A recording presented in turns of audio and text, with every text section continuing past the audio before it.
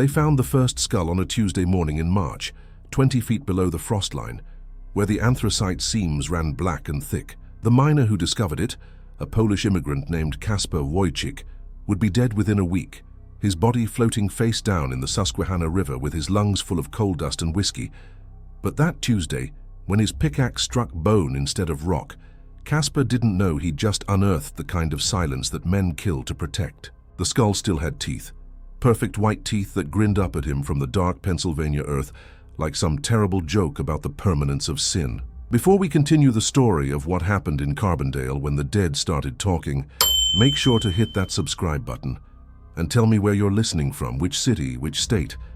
I'm curious to know who's brave enough to follow this story to the end. Carbondale, Pennsylvania, existed because men had learned to profit from what lay beneath the surface. In 1939, the town sat heavy in the Lackawanna Valley, like a stain that wouldn't wash out, its buildings the color of coal dust and winter rain, its streets narrow and steep as confessionals. 3,000 souls lived there, most of them immigrants who'd traded the poverty of Europe for the different poverty of American minds.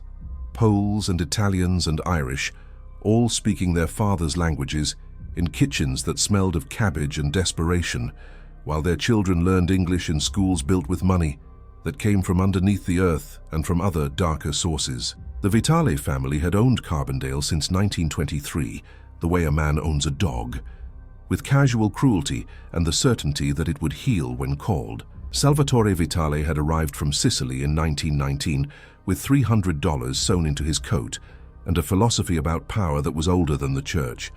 Take what you can hold what you can protect what feeds you. By the time Prohibition made criminals rich, Salvatore had already secured the coal contracts, the rail connections, and the cooperation of every elected official from the mayor down to the dog catcher.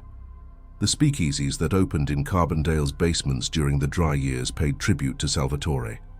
The liquor that moved through the valley traveled on his trucks, and the men who forgot their place learned about permanence in places where the earth was deep and the questions were few. In March of 1939, Salvatore was 68 years old, a widower with hands like gnarled roots and a face that had forgotten how to smile. He lived in a 3-story Victorian on Ridge Street that overlooked the town like a judge's bench, its windows always watching, its rooms full of smoke and silence.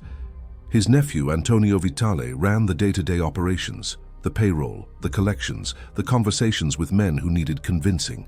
Antonio was 36, handsome in the way that photographs from that era captured. Dark hair slicked back with pomade, a thin mustache, eyes that never seemed to blink. He had his uncle's instinct for violence, but none of his patience, which made him dangerous in the way that loaded guns are dangerous when handled by men who mistake readiness for wisdom. When Kasper Wojcik climbed out of the mine shaft that Tuesday morning with mud on his boots and terror in his voice, he went straight to the foreman's office.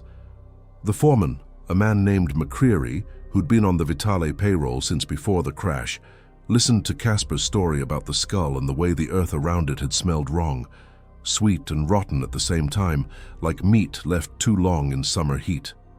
McCreary had been in Carbondale long enough to recognize the shape of trouble. He told Kasper to keep his mouth shut, gave him $20 and a bottle of rye, and then made a telephone call to Antonio Vitale's office above the Starlight Social Club on Main Street. Antonio took the call while standing at his window, watching the afternoon crowd move through town like blood through tired veins. The voice on the phone explained the situation in the careful language that men use when they know the walls have ears. A discovery, a complication, a situation requiring immediate attention. Antonio listened without interrupting, his fingers drumming against the windowsill in a rhythm that matched his heartbeat. When the voice finished, Antonio said 3 words, "Keep everyone quiet," and then hung up the telephone and stood very still, watching the light change on the street below. The problem wasn't the skull itself. Carbondale's earth held plenty of secrets, buried in places where the coal seams ran too deep for casual excavation. During Prohibition, when competition had been fierce and loyalty expensive, Salvatore had been practical about men who became liabilities. Bodies had gone into abandoned mine shafts, into foundations being poured for new buildings, into the river when the current ran fast enough to carry them to someone else's jurisdiction. The Vitale family's prosperity had been built on coal and bootleg whiskey, and the understanding that some questions should never be asked. But the mine where Caspar had found the skull was designated for expansion. The Pennsylvania Coal Company, owned by investors in Philadelphia who knew nothing about Carbondale's particular history, had authorized deep excavation for a new shaft that would access the Mammoth Seam, 300 feet down, where the anthracite was purest. If Caspar had found one skull, there would be others, and if there were others, there would be attention. State inspectors, maybe federal agents, certainly reporters looking for the kind of story that sold newspapers and ended careers. That evening, Antonio drove to his uncle's house on Ridge Street.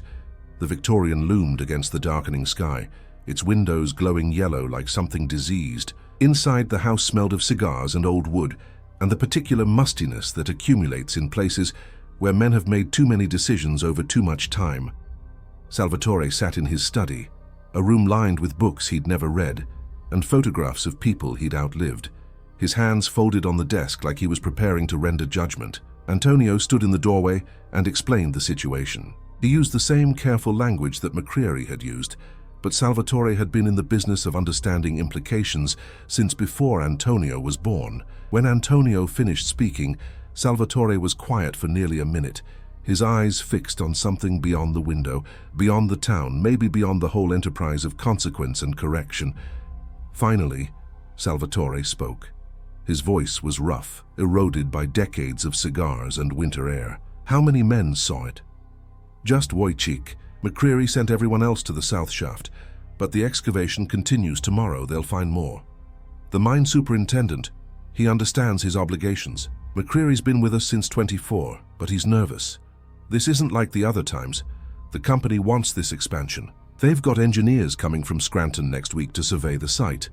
Salvatore reached for a cigar, took his time lighting it, the match flare illuminating his face like something from a painting about judgment and damnation. The Wojciech miner. He has family, a wife, 3 children. They live on Cedar Street, near the Polish church. He speaks English? Enough to cause problems. Salvatore drew on the cigar, exhaled slowly. The smoke hung in the air like something with weight and texture. Outside, a dog barked once, then fell silent. "Handle it," Salvatore said. "Handle all of it. Quietly. Completely. We built this town on understanding that some things stay buried. That hasn't changed." Antonio nodded. He'd expected these instructions the moment McCreary had called. The Vitali family's prosperity had always depended on a simple principle: eliminate the variable before it becomes a problem. But standing there in his uncle's study, with the weight of the old man's certainty pressing down like the entire valley had settled onto his shoulders, Antonio felt something he hadn't experienced since childhood: the cold understanding that they were not in control, had never been in control, were simply occupying borrowed time in a world that eventually demanded payment for everything. He left the house on Ridge Street as full dark settled over Carbondale. The streetlights cast yellow pools on the wet pavement. Somewhere in the distance, a train whistle echoed through the valley, carrying freight or coal or people toward places where the past might stay buried. Antonio drove down Main Street, past the Starlight Social Club and the Polish Bakery, and the row of company houses where miners slept with their windows open despite the cold, because the air in the mines had made them crave even the frozen breath of March in Pennsylvania. At the corner of Main and Cedar, Antonio turned left, toward the modest frame houses where immigrant families had learned to keep their doors locked and their questions unasked. Caspar Wojciech's house was dark, except for a single lamp in the front window. The yellow light seemed fragile against the night, temporary as a candle in a church where the prayers had stopped working. Antonio parked his Packard 2 blocks away and walked the rest of the distance, his hands in his coat pockets, his breath visible in the cold air. He didn't go to the front door. Men like Antonio Vitale had learned long ago that the important conversations happen in places without witnesses. He went around to the alley behind the house, where the back door opened onto a small yard filled with the kind of things poor families accumulate: a rusted bicycle, a woodpile covered with a tarp, a chicken coop that hadn't held chickens in years. Antonio knocked twice softly, the way you knock when you don't want to startle but need to be heard. Inside, footsteps. The door opened 6 inches, held by a chain. Caspar's face appeared in the gap. A thin face made of angles and anxiety. with eyes that had already started understanding their mistake. When he saw Antonio, those eyes went wider. Everyone in Carbondale knew Antonio Vitale. Everyone knew what it meant when he came to your door after dark. "Mr. Vitale," Casper said, his accent thick, his voice careful, "is late. My family is sleeping." "I need to talk to you about what you found today," Antonio said quietly. "Just talk, nothing to worry about." But Casper was already worried, had been worried since the moment his pickaxe struck bone instead of rock.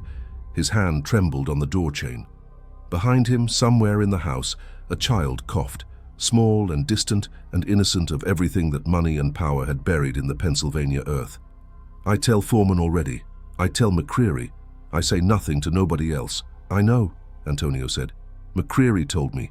You did the right thing. I just need to make sure we understand each other, that's all." The chain rattled but didn't move. Casper's eyes searched Antonio's face for something, mercy maybe, or just clarity about what happened next. "I have wife, children. I am good worker. 20 years in mine, never trouble." "I know, and you'll have 20 more years if we handle this correctly. But I need you to understand something, Casper. What you found today, it can't leave the mine. Not to your wife, not to your priest, not to anyone. Some things are better left where they are, you understand?" For a long moment, Casper didn't answer. Behind him, the house was quiet except for the tick of a clock and the small sounds of a family sleeping through a night that would be their last night of ordinary worry.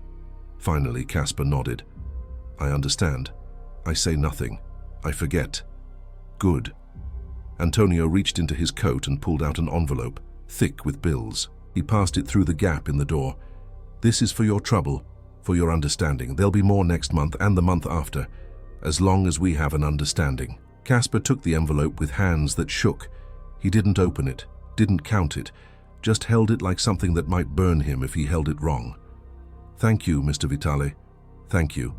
Antonio smiled, a thin, careful smile that didn't reach his eyes. "No thanks, necessary. We take care of people who understand how things work. Get some sleep, Casper. Tomorrow you go to the South Shaft. McCreary will arrange it. You don't go back to where you were working today. Understood?" "Yes." "Understood." Antonio turned and walked back through the alley, past the woodpile and the empty chicken coop, back toward the street where his Packard waited. Behind him, he heard the door close and the chain slide into place, the sound of a man trying to lock out something that had already gotten inside. By the time Antonio reached his car, his decision was made. Casper Wojcik was a variable, and variables had a way of becoming problems. The envelope Antonio had given him contained $500, enough to make Casper think he'd been bought, enough to make him careless about the fact that men like Antonio Vitale didn't pay for silence. They purchased temporary cooperation before eliminating the need for cooperation entirely. 3 days later, on Friday morning, Casper Wojcik's body was found floating in the Susquehanna River near Wilkes-Barre, 17 miles downstream from Carbondale. The county coroner ruled it an accidental drowning, likely the result of intoxication.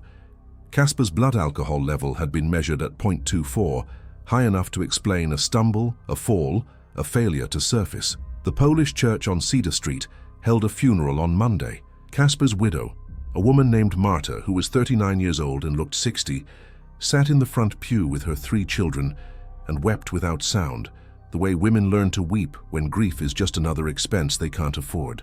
Antonio Vitale attended the funeral, stood in the back of the church with his hat in his hands and his face arranged in an expression of respectful sorrow. He contributed $200 toward the burial expenses and made quiet assurances that Marta would be taken care of, that her husband's years of loyal service to the coal company would not be forgotten. After the service, Father Kowalski, a priest who'd been in Carbondale long enough to recognize the architecture of guilt, approached Antonio in the church vestibule. The priest was 60, round as a barrel, with hands that smelled of incense and eyes that had heard too many confessions to believe in the possibility of innocence. "A tragedy," Father Kowalski said, his voice soft. "Casper was a good man, a faithful husband." "He was," Antonio agreed. "Carbondale is poorer for losing him." Father Kowalski was quiet for a moment, studying Antonio's face the way you study a text in a language you once knew but have started to forget. "I heard he came into money recently. Marta mentioned it in passing. She seemed confused about where it came from. "The company sometimes provides bonuses for reliable workers," Antonio said. "Casper had been with us a long time." "Yes, 20 years, I believe." The priest's voice carried no accusation, only the weight of understanding. "Strange that a man would celebrate such good fortune by drinking himself to death. Grief takes many forms, Father. Perhaps Casper was carrying burdens we couldn't see. Perhaps." Father Kowalski put his hand on Antonio's shoulder, a gesture that felt less like blessing and more like identification, the way you mark something before setting it aside for later consideration.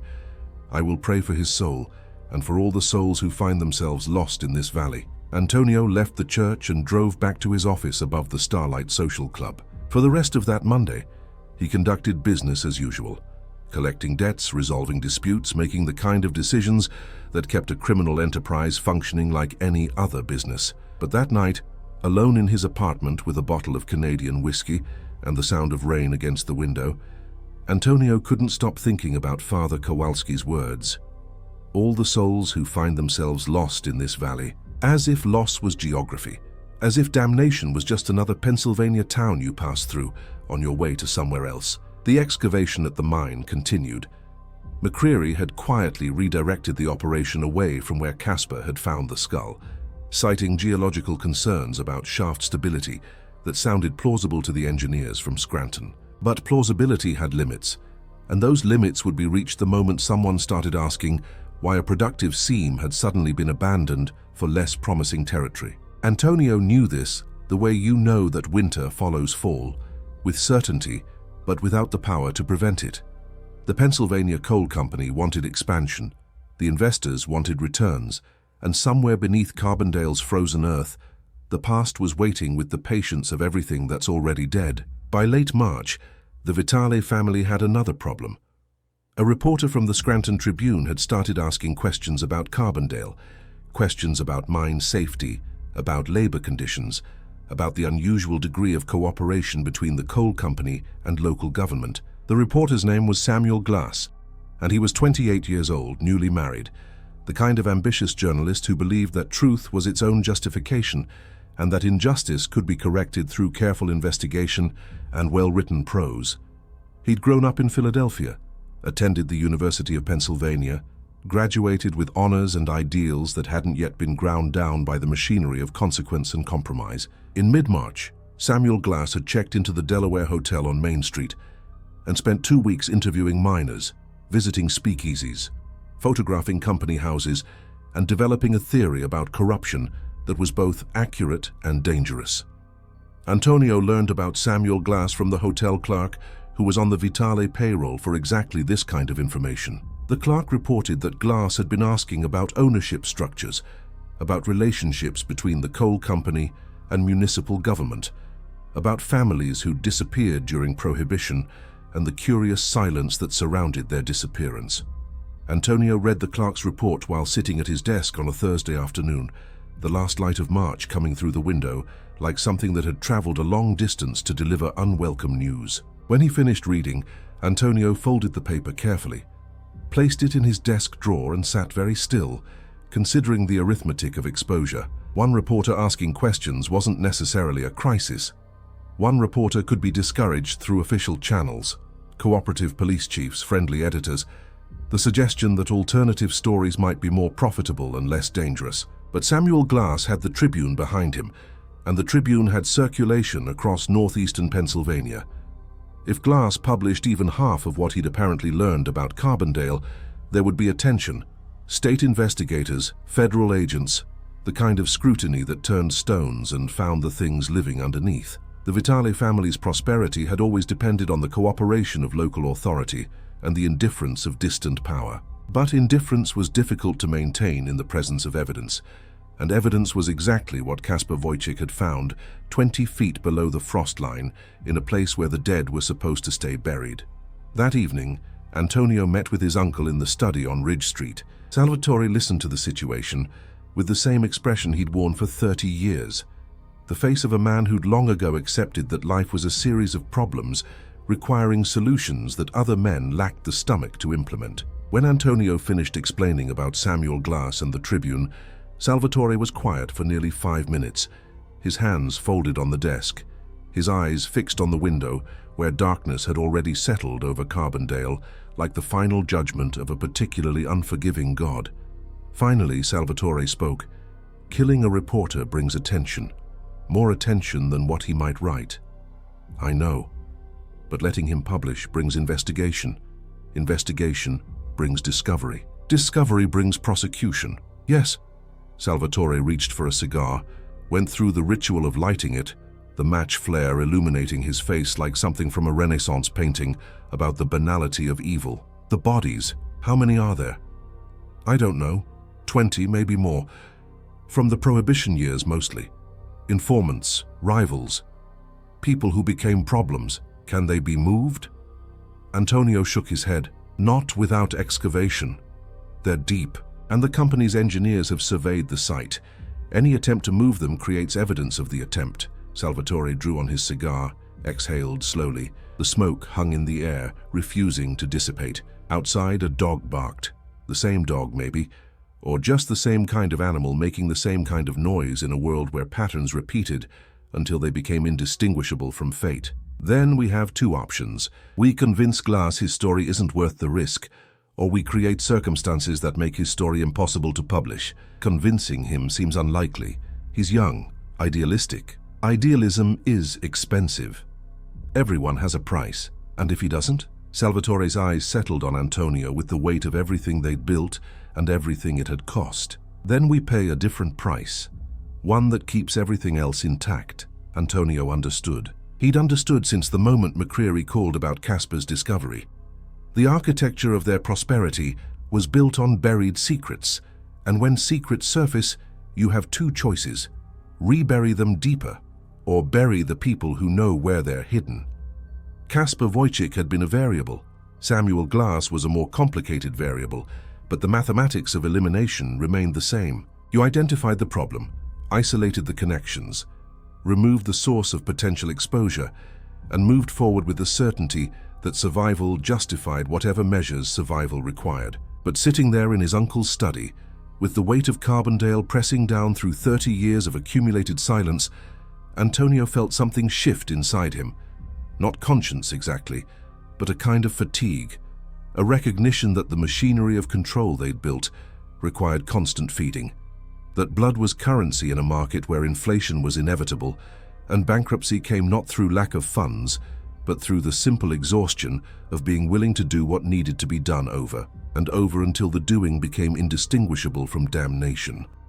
"I'll talk to Glass," Antonio said finally. "Give him a chance to understand the situation. And if he doesn't understand, then I'll help him understand." Salvatore nodded, satisfied. "Good. And Antonio, when you talk to him, make sure he knows this isn't about him. This is about order, about maintaining what we've built. Men like Glass, they think their principles are valuable. Show him that principle is just another thing that breaks when you apply enough pressure." Antonio left the house on Ridge Street and drove through Carbondale as evening turned to night. The streets were quiet, the way streets in small towns are quiet when everyone has learned the value of staying inside and keeping their questions private. He passed the Polish bakery and the company houses and the entrance to the mine where Kasper Wojcik had unearthed the kind of truth that men kill to suppress. At the corner of Main Street, he turned left toward the Delaware Hotel, a 3-story building with a lobby that smelled of tobacco and floor wax, and the particular sadness that accumulates in places where traveling salesmen and journalists wait for whatever comes next. Samuel Glass was in his room on the 3rd floor, typing notes on a portable typewriter, when Antonio knocked on the door. The sound of the knock, 3 times, firm but not threatening, made Glass look up from his work, his fingers pausing over the keys. He'd been in Carbondale long enough to recognize that unexpected visitors after dark were rarely bringing good news. He crossed the room and opened the door 6 inches, the chain still engaged. Antonio stood in the hallway, his hat in his hands, his expression carefully neutral. "Mr. Glass, my name is Antonio Vitale. I own several businesses here in Carbondale. I was hoping we could talk for a few minutes." Glass studied the man in the hallway. Dark hair, expensive coat, eyes that didn't blink. Everyone in Carbondale had told him about the Vitale family, The miners had spoken in whispers, the bartenders had changed subjects, the police chief had refused to speak at all. Glass had learned to recognize power by the shape of the silence it created, and Antonio Vitale stood in that silence like a man who'd been born to it. "It's late, Mr. Vitale, I know, but I think we have things to discuss that would benefit from privacy. May I come in?" Glass hesitated, then unlatched the chain and opened the door. His room was small, functional. A bed, a desk, a window that looked out over Main Street. The desk was covered with notes, photographs, interview transcripts, the accumulated evidence of 2 weeks spent documenting a town's corruption. Antonio noticed the materials, noticed Glass noticing him noticing, and smiled in a way that acknowledged they both understood the stakes of this conversation. "You've been busy," Antonio said, gesturing toward the desk. "The Tribune must be pleased with your work. They hired me to investigate. I investigate." Glass didn't sit down, didn't offer Antonio a seat. The posture of a man who understood that hospitality implied obligation, and obligation was the last thing he could afford. "Of course, that's your job. But jobs have contexts. I wanted to make sure you understood the context here in Carbondale." "I understand plenty. I understand this town is run by men who use violence and corruption to maintain power. I understand that local government is bought and paid for. I understand that workers live in poverty while families like yours prosper from their labor." Antonio's smile didn't change, but something in his eyes went cold, the way water goes cold just before it freezes. "You understand the surface. But surface isn't truth. Truth is more complicated. This town exists because of the coal industry. The coal industry exists because men like my uncle created the infrastructure, made the connections, took the risks when nobody else would. Yes, we prospered, but so did everyone else. Carbondale has jobs, has wages, has stability. That stability requires management. Sometimes that management looks ugly from the outside, but it works. It works for you. It didn't work for Kasper Wojcik. Did you know he drowned last week? A man who worked 20 years in your mines, suddenly drunk and dead in the river days after making some kind of discovery that everyone's being very quiet about. Antonio's expression didn't change, but his hands tightened on his hat, a small tell that Glass noticed and filed away. Kasper's death was a tragedy, an accident. These things happen. Do they? Because from where I'm standing, it looks less like an accident and more like a murder, and I'm wondering what he discovered that was worth killing him to keep quiet. The room fell silent. Outside, a car passed on Main Street, its headlights sweeping across the window like something searching for a way in. Antonio set his hat on the desk, taking his time, his movements deliberate as a man arranging pieces on a chessboard. When he spoke, his voice was quiet, almost gentle. "Mr. Glass, I like you. I respect what you're trying to do. But you need to understand something. This isn't Philadelphia. This isn't a city where you can write stories about corruption and then go home to your apartment feeling like you've made a difference. Carbondale is different. Carbondale has its own rules, its own order. And that order exists because men like me enforce it.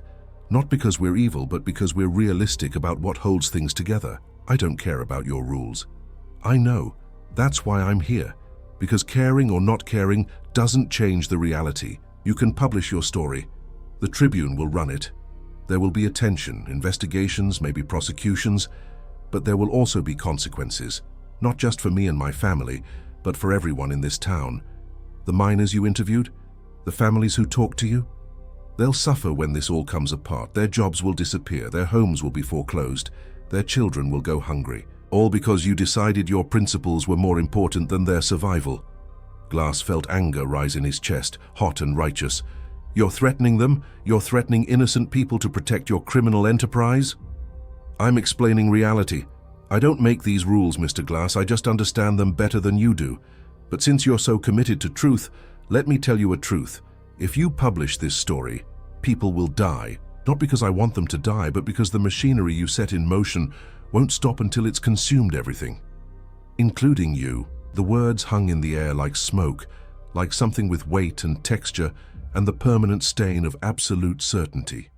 Glass looked at Antonio Vitale, at the expensive coat and the unblinking eyes, and the hands that had signed orders for violence the way other men signed checks. And Glass understood in that moment that he was not standing in a hotel room having a philosophical debate about justice and corruption.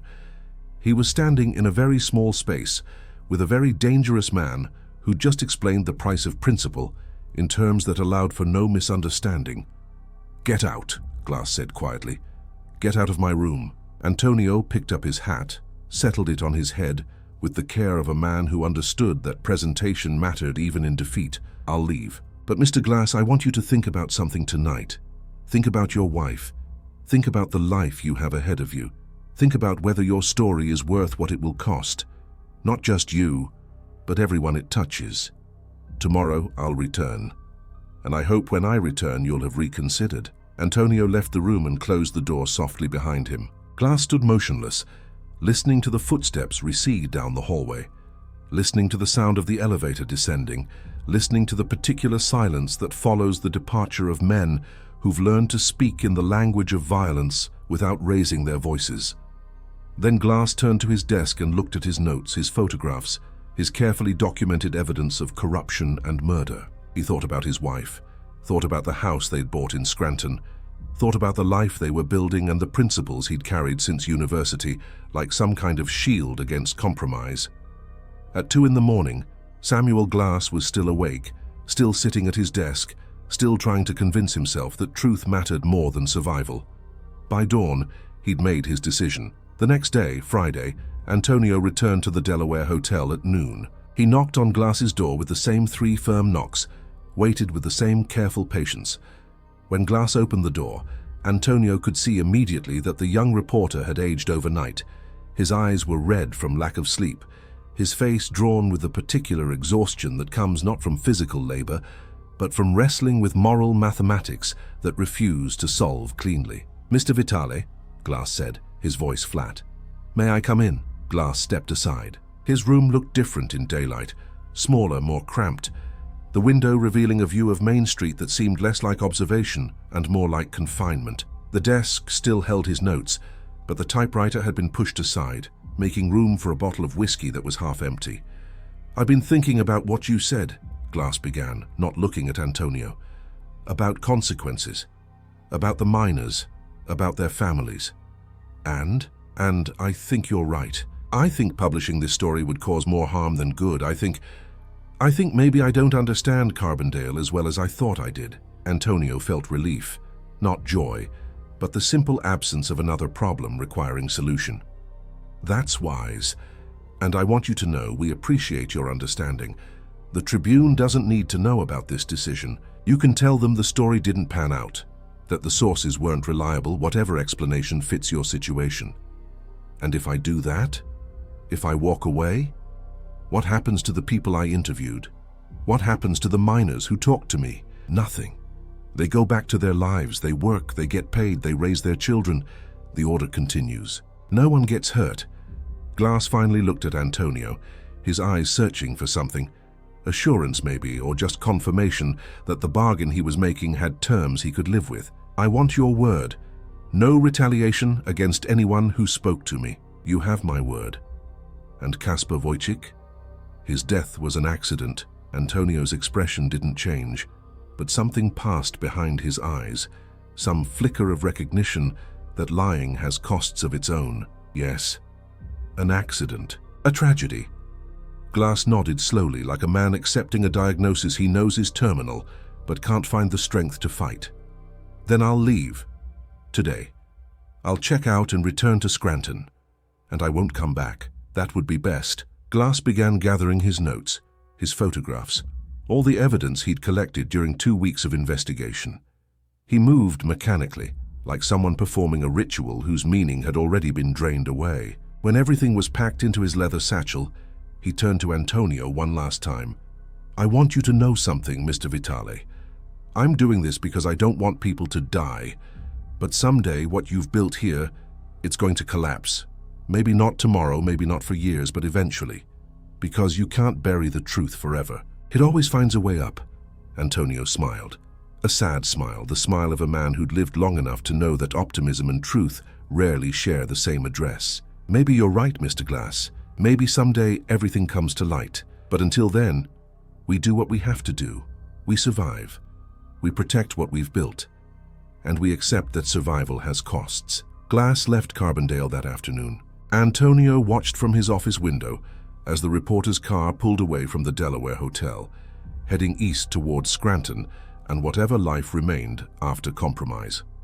For the rest of that Friday, Antonio went about his business, meeting with collectors, resolving disputes, maintaining the careful machinery of control that kept Carbondale functioning according to Vitale rules. But that night, alone in his apartment with the same bottle of Canadian whiskey and the same sound of rain against the window, Antonio couldn't shake the feeling that Samuel Glass had been right, that somewhere beneath the town, the past was still waiting. That burial was never permanent, that eventually the earth gives up everything.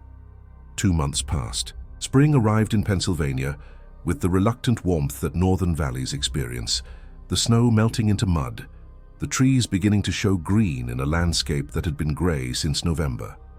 The mine expansion continued under McCreary's supervision, the excavation carefully directed away from where Caspar Wojcik had made his discovery. The Vitale family's businesses prospered as they always had.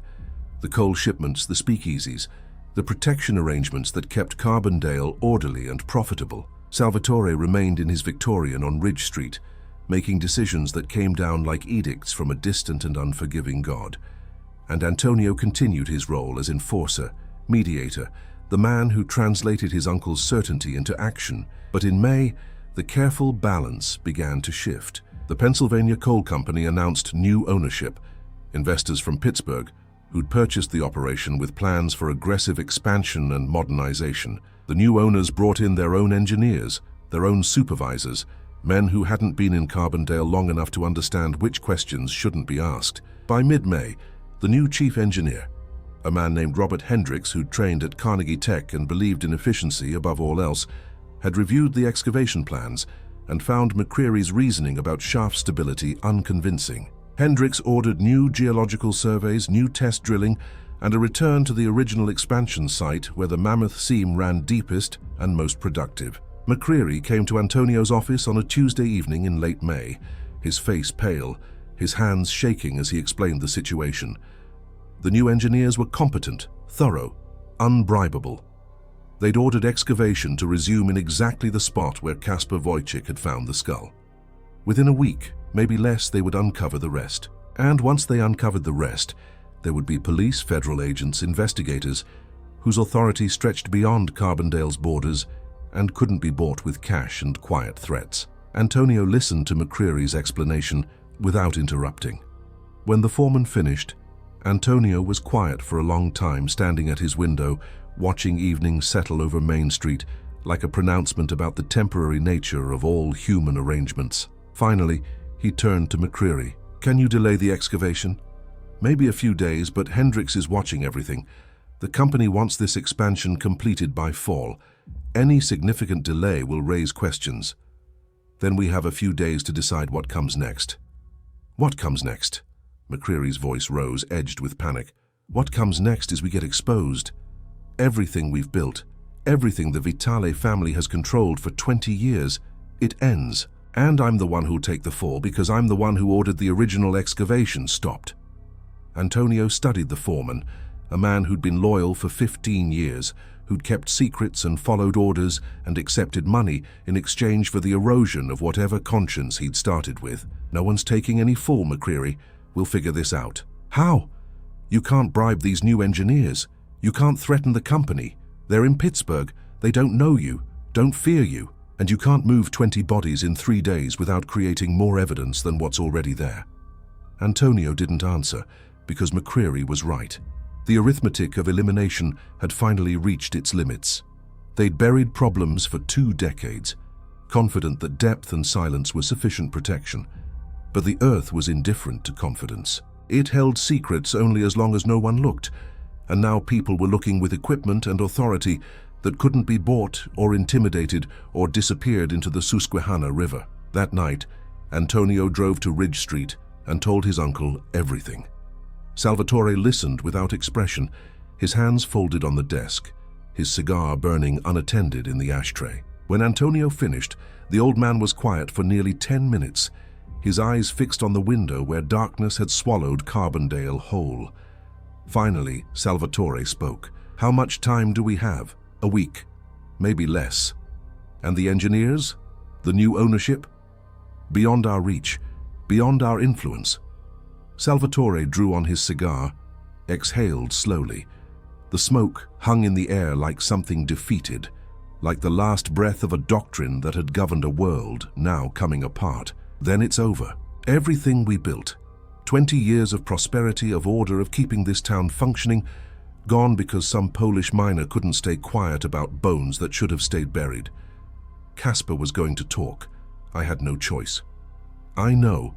I'm not blaming you. I'm just observing. That we did everything right. Every decision, every action. They were correct according to the rules we understood, but the rules changed. The ground shifted, and now we pay the price." Antonio felt something break inside him, not guilt, but the understanding that his uncle, the man who'd built an empire on certainty and violence, had finally met the limit of what certainty could control. "What do we do?" Salvatore looked at his nephew with eyes that had seen too much and forgotten nothing. "We prepare. We destroy what records exist. We ensure that anyone who knows too much understands the value of silence. We make it impossible for investigators to connect us directly to what they find. It won't save us, but it might buy us time, might buy us escape. And if it doesn't, then we accept what comes. Prison, most likely. For me, life in prison. For you, maybe 15 years if you cooperate, if you give them someone to blame besides yourself. You're young. You could survive 15 years. You could start over somewhere else when you get out." The words should have felt like mercy, like the offer of salvation.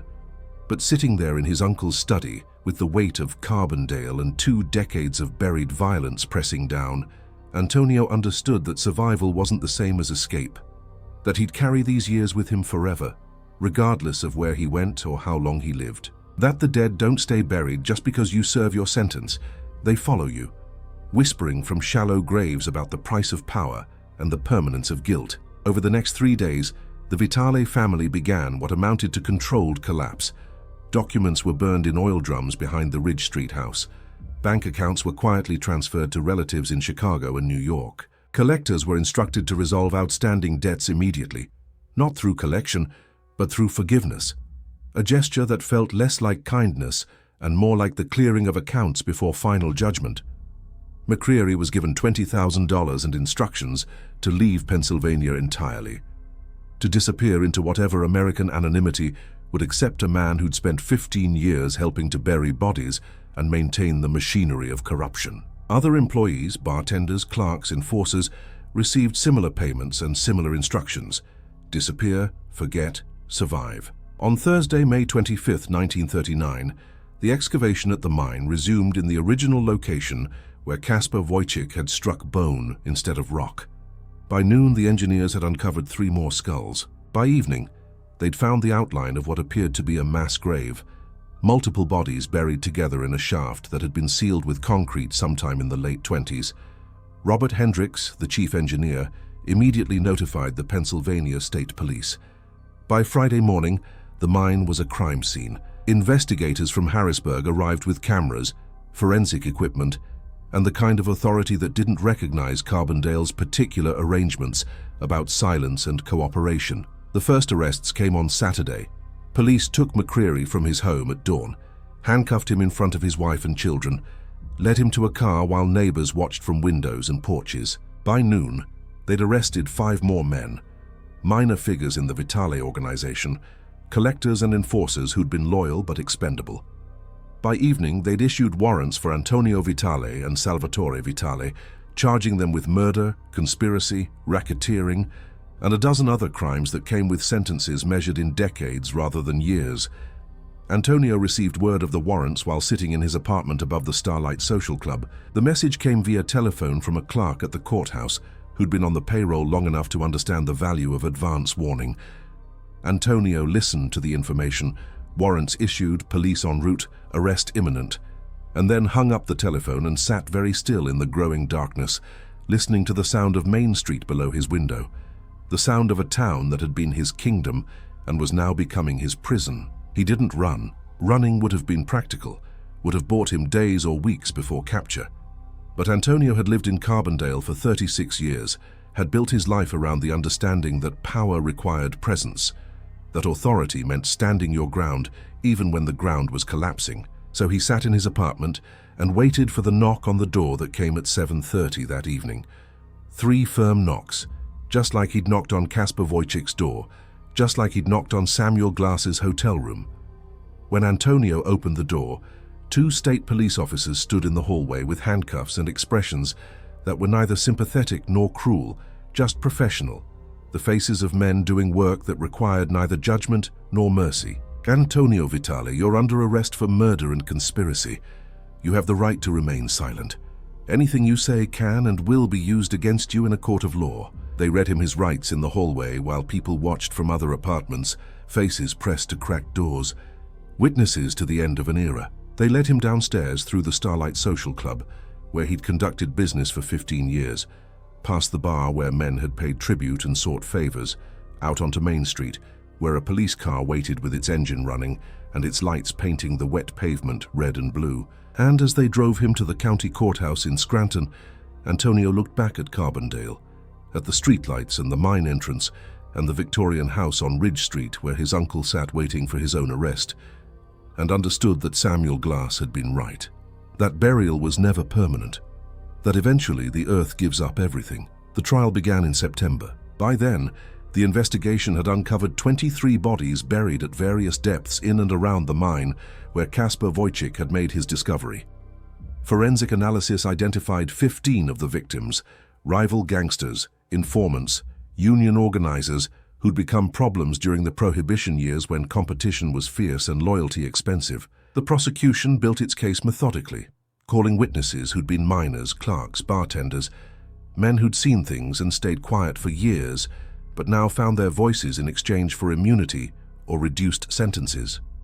McCreary testified, his voice barely audible, describing orders he'd received and burials he'd witnessed and payments he'd accepted in exchange for silence. Other witnesses confirmed the structure of the Vitale organization, the flow of money and violence, the careful maintenance of power through corruption and fear. Antonio sat in the courtroom and listened to his life catalogued as evidence. His lawyer, an expensive attorney from Philadelphia, argued that the prosecution's case was circumstantial, that witness testimony was unreliable, that 20-year-old crimes couldn't be definitively attributed to his client without physical evidence connecting Antonio directly to specific murders. But the jury had seen the photographs, skulls arranged on tables in the forensic laboratory, bones measured and tagged like specimens from an archaeological dig, the concrete sealed shaft where bodies had been buried together in a mass grave that suggested not passion but planning, not accident but policy. The verdict came after 3 days of deliberation. Guilty on 17 counts of murder, guilty on conspiracy, guilty on racketeering. The judge, a man named Morrison who'd been appointed to the bench after Salvatore Vitale's influence had waned, sentenced Antonio to life in prison without possibility of parole. When Morrison pronounced the sentence, his voice was flat, bureaucratic, the sound of authority performing its function without pleasure or regret. Antonio stood to receive the sentence with the same expression he'd worn throughout the trial. Calm, resigned, the face of a man who'd understood his guilt long before the verdict made it official. Salvatore Vitale never stood trial. 3 days after Antonio's arrest, police found the old man dead in his study on Ridge Street, a single gunshot wound to the head, a pistol on the desk beside his folded hands. The coroner ruled it suicide. There was no note, no explanation, just the final gesture of a man who'd built an empire on violence and chose to exit the same way on his own terms without apology or plea for understanding. The Polish church refused to hold a funeral. Salvatore was buried in a cemetery outside Scranton, his grave marked with a simple stone that listed his name and dates without epitaph or sentiment, the permanent record of a life that required neither praise nor condemnation, just notation, the way you note any transaction that's been concluded and filed away. By December 1939, Carbondale had begun to forget. The mine expansion continued, the new shafts reaching deeper into the mammoth seam where anthracite was purest. The company houses were sold to the families who'd rented them, a gesture of good faith that felt less like justice and more like the corporation's acknowledgement that reputation required distance from association with murder. The Starlight Social Club closed, its liquor license revoked, its rooms emptied and boarded up. Ridge Street's Victorian house sat vacant through that first winter, its windows dark, its rooms full of the particular silence that accumulates in places where decisions were made that still echo through the lives they touched. In February 1940, a fire destroyed the Victorian. The fire department ruled it arson, but no one was ever charged. By spring, the lot had been cleared, the foundation filled in, the earth smoothed over as if the house and the man who'd lived there had never existed. Carbondale went on, the way small towns go on after scandal, with collective amnesia and the understanding that some histories are better forgotten than confronted. The mine continued to produce coal. The workers continued to work, and gradually the story of what had been found beneath the Pennsylvania earth faded into the kind of local legend that people told in whispers, if they told it at all, until eventually even the whispers stopped, and Carbondale became just another town where things had happened once but didn't happen anymore. Antonio Vitale served his sentence in Western State Penitentiary, a fortress in Pittsburgh, where the walls were thick and the windows narrow and time moved with the slow permanence of erosion. He was a model prisoner, quiet, obedient, causing no trouble, seeking no special treatment. Other inmates who'd heard about his trial gave him respect, tinged with wariness, the deference you show to men who'd once wielded power, even though that power had been stripped away. But Antonio wanted neither respect nor fear. He wanted only the passage of days, the accumulation of years. The gradual approach toward whatever comes after consequence has been fully paid. In prison, Antonio began attending Mass. The prison chapel was a small room with wooden pews and a cross mounted above the altar, a space that felt less like sanctuary and more like judgment deferred. Father Patrick, the prison chaplain, was a young priest with soft hands and eyes that hadn't yet learned the full weight of other people's sins. Every Sunday, Antonio sat in the back pew and listened to sermons about redemption and grace and the possibility of forgiveness. And every Sunday, Antonio remained silent, because he understood that forgiveness required repentance, and repentance required the belief that you could have acted differently, should have acted differently, would act differently if given another chance. But Antonio didn't believe in alternative histories. He believed in consequences. He believed that every decision he'd made had been rational given the circumstances, that the machinery of power he'd helped maintain had functioned exactly as designed, and that his guilt was not a moral failing, but a mathematical certainty, the final sum of equations that had been set in motion long before he was born. Father Patrick tried to engage Antonio in conversation after Mass, tried to draw out confession or regret, or some acknowledgement that redemption was possible, even for men who'd committed murder. But Antonio remained polite and distant, answering questions with the minimum necessary words, never volunteering emotion or explanation. Once, after a sermon about the prodigal son and the father's forgiveness, Father Patrick asked Antonio if he believed God could forgive what he'd done. Antonio had considered the question for a long time. Sitting in that small chapel with sunlight coming through narrow windows, dust motes floating in the air like something suspended between earth and heaven. Finally, he'd answered, "I don't know, Father, but I know I can't forgive myself. And if I can't, why should God?" The priest had no answer. He'd offered some platitude about God's mercy being infinite, about faith being stronger than guilt. But Antonio had seen the uncertainty in Father Patrick's eyes, the recognition that some sins were heavy enough to defy even theological optimism. And after that conversation, the priest stopped trying to save Antonio's soul and simply acknowledged his presence with a nod and a thin smile that felt more like resignation than welcome. 23 years later, in December 1962, Antonio Vitale died in Western State Penitentiary.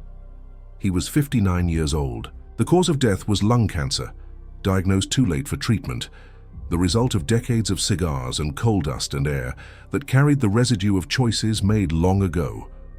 He died in the prison infirmary, alone, without visitors, without last words or dramatic revelation. The death certificate listed his name and the date and the cause with bureaucratic precision. He was buried in the prison cemetery, a plot of land behind the penitentiary walls, where inmates without family or funds were interred in graves marked with numbers instead of names. No one from Carbondale attended the burial. The town had moved on, had built new stories over old crimes, had learned to live without reference to the era when the Vitale family had ruled and men had disappeared into holes that were supposed to stay sealed. The mine continued to produce coal until 1968, when cheaper sources and changing energy markets made Pennsylvania anthracite uncompetitive. The mine closed, the company dissolved, the town shrank as families moved away seeking work in cities that offered futures rather than histories. By 1975, Carbondale's population had dropped below 2,000. The Starlight Social Club had been demolished, replaced by a parking lot. The Delaware Hotel still stood, but had been converted to low-income housing. Ridge Street's empty lot where Salvatore's Victorian had burned remained vacant, grown over with weeds and small trees. A gap in the architecture that felt less like absence and more like amputation. The space where something had been removed but the pain remained. And in the cemetery where Kasper Wojcik was buried, where Polish names and Italian names and Irish names marked the graves of men who dug coal and died young and raised families in the shadow of mountains that held secrets the earth had finally given up. There was a stone for Kasper that his widow had purchased with money the Vitale family had provided for her husband's funeral. The stone listed his name and his dates. Born 1897, died 1939, and beneath those facts a single line in Polish that translated to English as "He was faithful." The inscription was ambiguous in the way that epitaphs often are, leaving unclear whether Kasper had been faithful to his family, to his work, to his promises, or to the silence that had briefly bought his family $500 and cost him his life. Every year on the anniversary of Kasper's death, his widow Marta would visit the grave, place flowers, stand for a few minutes in whatever weather Pennsylvania offered that day. She never spoke, never prayed aloud, just stood there with her hands folded and her face expressionless, performing the ritual of remembrance that widows perform until they too die and join the catalogue of people who once lived in places where crime and coal and Catholicism tangled together into something that felt like fate, but was really just the accumulated weight of decisions made by men who believed power was permanent and secrets could stay buried as long as you buried them deep enough. Marta died in 1968, 2 years after Carbondale's mine closed. She was 68 years old, worn out by decades of factory work and the particular exhaustion of raising children alone while carrying the knowledge that her husband's death had not been accidental, had not been the result of drinking and misfortune, but had been the calculated elimination of a problem by men who measured human life as currency in a market where bankruptcy meant death. She was buried next to Kasper in the cemetery on Cedar Street.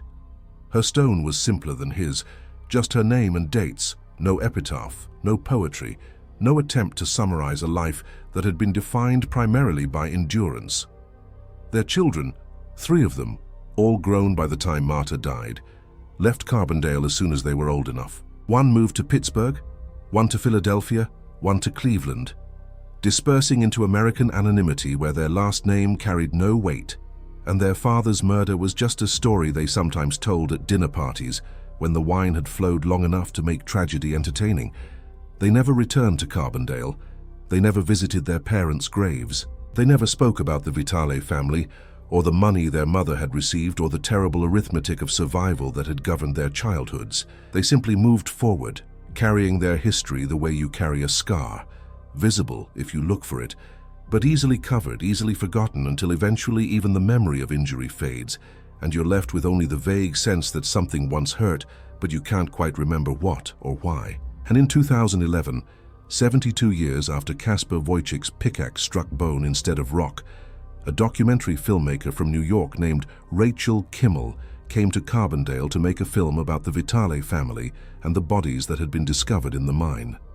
Rachel was 34, had graduated from NYU Film School, had made several short documentaries about crime and corruption that had screened at festivals and earned minor acclaim. She'd heard about Carbondale while researching Prohibition-era organized crime, had found newspaper archives from 1939 describing the discovery of the bodies and the trial of Antonio Vitale, and had recognized the story's cinematic potential, the buried past literally unearthed, the collision between silence and evidence, the inevitable collapse of power built on violence. She spent 3 months in Carbondale, interviewing the few remaining residents who remembered the Vitale years, filming the empty lot where Salvatore's house had stood, visiting the cemetery where Kaspar Wojcik and his wife were buried beneath stones that had weathered 7 decades of Pennsylvania rain and snow.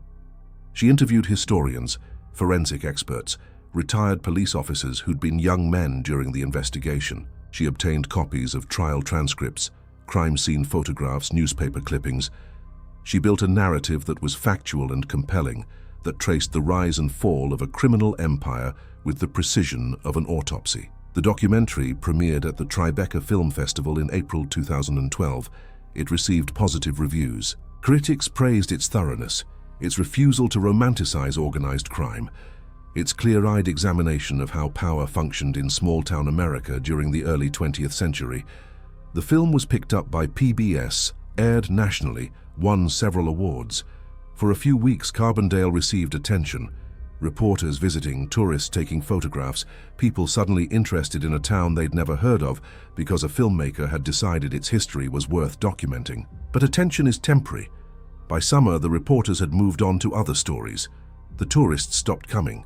Carbondale returned to its slow decline, its population continuing to shrink, its buildings continuing to empty, its mines continuing to remain closed. The documentary remained available on streaming platforms where people could watch it if they were interested in crime or history or the particular kind of moral decay that had characterized certain periods of American life. But most people weren't interested. Most people had their own problems, their own histories, their own buried secrets that they preferred not to examine too closely. And on a shelf in Western State Penitentiary's archive, in a box marked with Antonio Vitale's inmate number, there remained a single document that Rachel Kimmel had never found because she'd never thought to look in prison records. The document was a letter, written by Antonio in 1961, a year before his death, addressed to no one and never sent, just words on paper that he'd written during a night when sleep wouldn't come and the weight of accumulated years felt heavier than the walls surrounding him. The letter read, "I've had 22 years to think about what I did. 22 years in this place where time moves but doesn't heal, where every day is the same as the last and the next, where the only change is the slow erosion of everything that made you believe you were someone worth remembering. I've thought about Kaspar Wojcik, about the fear in his eyes when I knocked on his door, about the way he held that envelope like it might burn him. I've thought about Samuel Glass and the life he could have had if he'd been braver or I'd been weaker. I've thought about my uncle Salvatore, about the gun on his desk and the choice he made to exit on his own terms rather than face what we'd built together. I don't ask for forgiveness. I don't believe in it. I don't believe we get to undo what we've done, get to restart with clean slates and second chances. I believe in consequence. I believe that every decision creates ripples that spread further than we can predict or control. I killed men because my uncle told me to, and because I believed that keeping our power intact justified whatever measures power required. I was wrong. Not morally wrong. I'm not sure I believe in morality as anything more than the rules people invent to make themselves feel better about their choices, but practically wrong. Because the power we built didn't last. The secrets we buried didn't stay buried, and the empire we thought would endure for generations collapsed within a single lifetime because we forgot the most basic truth, that the earth is patient but not permanent, that it holds what you give it only until someone comes along with a shovel and a reason to dig. If there's a lesson in any of this, it's not about redemption or justice or the triumph of good over evil. It's about mathematics, about the simple arithmetic of consequence. Every action has a cost. Every burial eventually becomes an excavation. Every silence eventually breaks, not because the universe is moral, but because the universe is indifferent, and indifference means that nothing, not power, not money, not family, not fear, nothing protects you forever from what you've done. I will die in this prison. My grave will be marked with a number. My name will be forgotten, except as a footnote in documentaries about corruption and crime in mid-century America. And Carbondale will continue without me. We'll build new stories over old crimes. We'll learn to live without reference to the years when my family ruled and men disappeared into holes that were supposed to stay sealed. This is not confession. This is just notation. The way you note any transaction that's been concluded. I took lives. I buried bodies. I maintained an empire built on violence and silence. And now I'm buried myself. Still alive but effectively dead, waiting for the only release that matters. If anyone reads this, though I suspect no one will, understand that I'm not asking for sympathy or understanding. I'm just explaining how it worked, how power functioned in places like Carbondale during times when American prosperity was built on the willingness of certain men to do terrible things in exchange for security and status. We weren't monsters. We were businessmen. We applied the same logic to human life that other men applied to coal or steel or any other commodity. Supply, demand, cost, benefit, elimination of obstacles, maintenance of order. The difference is that coal and steel don't haunt you, don't follow you through 22 years of prison nights, whispering about prices paid and debts that compound across decades. Don't remind you that every skull has teeth, every death has witnesses, every secret has weight that increases the longer you try to carry it. I'm tired, so tired. And I think maybe that's the real punishment, not the years in prison, not the loss of freedom or status or family. The real punishment is exhaustion, the weariness of carrying guilt that doesn't heal or transform or teach you anything, except that you did what you did and can't undo it, and must simply endure until endurance itself becomes unbearable. There is no ending to this story, no resolution, no final revelation that makes everything make sense, just the continued existence of consequences, rippling forward through time, touching lives and ending lives, and shaping the world in small ways that add up to the history we inherit and pass on. Carbondale will outlive me. The mine will close, but the town will remain, shrinking but not disappearing, holding its secrets the way all towns hold secrets, buried but not forgotten, acknowledged but not discussed, part of the foundation, but invisible unless you know where to dig. And somewhere in that town, in a cemetery on Cedar Street, Kasper Wojcik's grave will remain, marked with a stone his widow bought with money I gave her after I killed her husband. The stone will weather and fade but won't disappear. And the inscription, "He was faithful," will remain ambiguous, will continue to not specify whether Kasper was faithful to his family, or his work, or his silence, or the promise he made to me the night I knocked on his door and offered him money in exchange for forgetting what he'd seen. I think about that inscription sometimes, about faithfulness, about what it means to keep promises in a world where promises are just another transaction, another form of currency in markets where everything, loyalty, silence, life itself, has a price. I wasn't faithful. I was obedient. There's a difference. Obedience serves power. Faithfulness serves something higher. Principle, maybe, or love, or belief in something beyond self-interest. I never believed in anything beyond self-interest. And now, at the end, I wonder what I might have built if I had. What Carbondale might have been if the Vitale family had chosen something other than power and profit, and the maintenance of order through fear. But these are questions for younger men. Men who still believe that alternatives exist, that different choices are possible. I'm too old, too tired, too close to the end to believe in alternatives. I believe only in what happened, in the choices I made and the consequences that followed, in the bodies I buried and the ones that were found, in the empire we built and the way it collapsed when the earth finally gave up what we'd tried to hide. This is my testimony, not confession. I'm not asking for absolution, just testimony. The statement of fact that I was Antonio Vitale, that I lived in Carbondale between 1903 and 1939, that I did what I did for reasons that made sense at the time and don't make sense now, and probably never made sense except in the narrow calculus of power and survival that governed men like me during times when America was building itself on the labor and silence and occasional murder of people who had no other options. If you're reading this, you probably found it in an archive somewhere, a box in a prison storage room, a file in a courthouse basement, a folder in a documentary filmmaker's research. It doesn't matter. What matters is that you understand. This is what it looked like from the inside. This is what it felt like to be the man holding the gun, making the call, signing the order. It felt ordinary, justified, necessary, and wrong. all at the same time. I wish I could offer wisdom or warning or some lesson that makes the cruelty instructive, but I can't. I can only offer this, that we did what we did, that it ended the way it ended, and that somewhere beneath Pennsylvania earth, the proof of our crimes will remain long after our names are forgotten, and our choices have faded into the kind of history that people learn about in school but don't really understand, because understanding requires living through it, carrying the weight of it, dying with it, still heavy in your chest. That's all. That's everything. I'm tired. Good night.